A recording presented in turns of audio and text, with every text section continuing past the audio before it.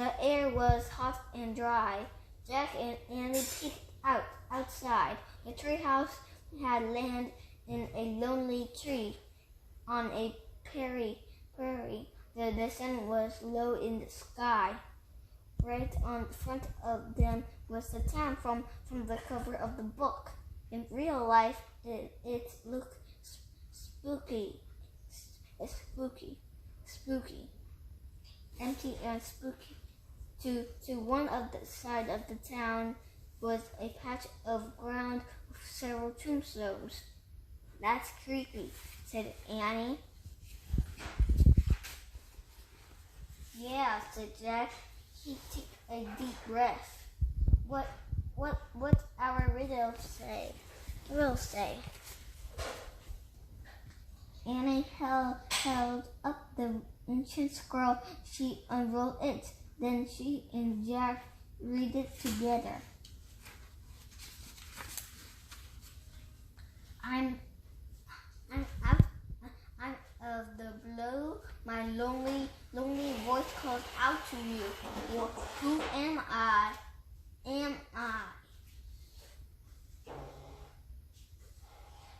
Jack pushed his glasses into place and read the riddle again to himself. There must be a mistake, he said. Anna is writing twice. Well, I don't hear any voices now, Annie said as she looked out the window. There were no human voices, only the buzzing of flies and the whistling of the dry wind. Let's look at the book, Jack said. He opened the book. The pages were yellow with age. He found a picture of the town and read the words beneath it out loud. In the 1870s, Rattlesnake Flats was the rest stop for the stagecoach that carried passengers from Santa Fe, New Mexico, and Fort Texas. When the creek dried up, everyone left. By 1880s, it was a ghost town. Wow, a ghost town, said Annie, her eyes wide. Let's take a quick look around, said Jack, so we can leave before dark. Right, said Annie. Let's hurry. She started down the rope ladder. Jack pulled the old book into his back, then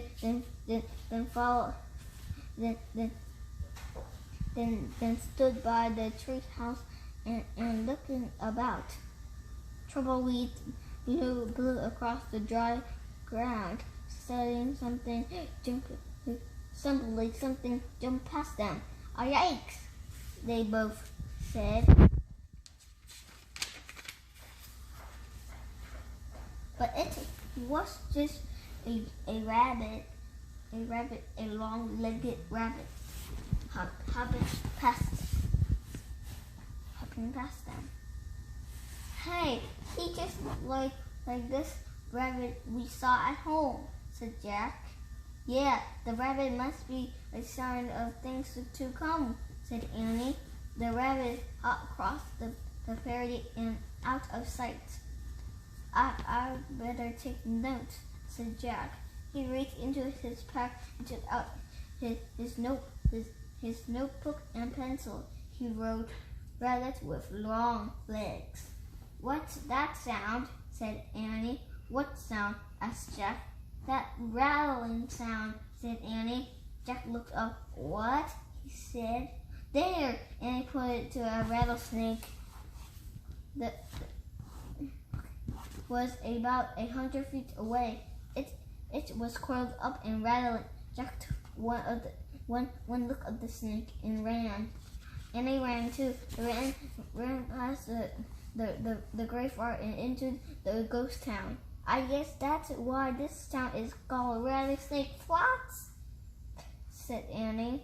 When they stopped, Jack looked around. The town was hardly big enough to call a town. There was one up the street and a few old buildings. It was quiet, too quiet. Look, a store, said Annie. She pointed to a building. The flat said general store. Let's look inside. Maybe the answer to the riddle is in there. Jack and Annie stepped into the porch in the woods. Border the creek loudly. Border the creek loudly. The door had fallen off its hinges. They peeked inside.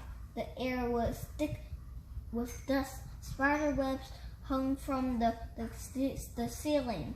Maybe we shouldn't go in, said Jack. Go in. But what if the answer is here, said Annie. Let's just take a quick look. Jack took a deep breath. Okay, he said. He and Annie tore into the store. Look, said Annie. She picked up a pair of rusty spurs. Careful, said Jack. He put other stuff in the store. An old feed stack, a list of 10 cups, a faded color dated 1878. Wow! Oh wow! Said Annie. She held up 2 cowboy hats. She put one on and handed the other one to Jack. For you. It's too dusty, said Jack. Just blow on it, said Annie. Jack blew on the hat. A cloud of dust rose up Jack's knees. Just try it on, said Annie. Jack put the hat on. It nearly covered his eyes. Boots, said Annie. She pointed to a row of cowboy boots on the shelf. There were even some small ones with our sizes. Here's a pair for you. She handed the boots to Jack.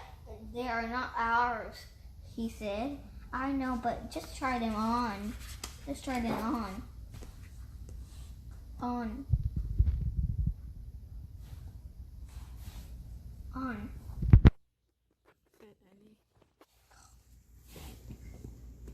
Said Annie. I know, but just try them on, said Annie. Jack turned his boots upside down and shook them hard as he could. What are you doing?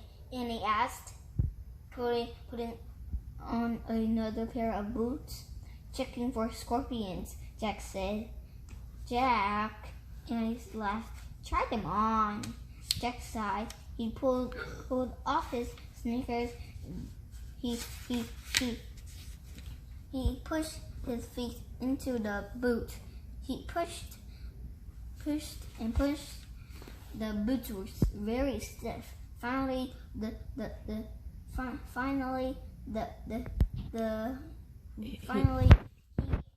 his feet inside.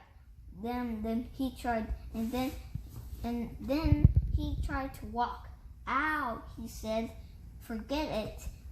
He started to pull the boots. What's that? Annie said.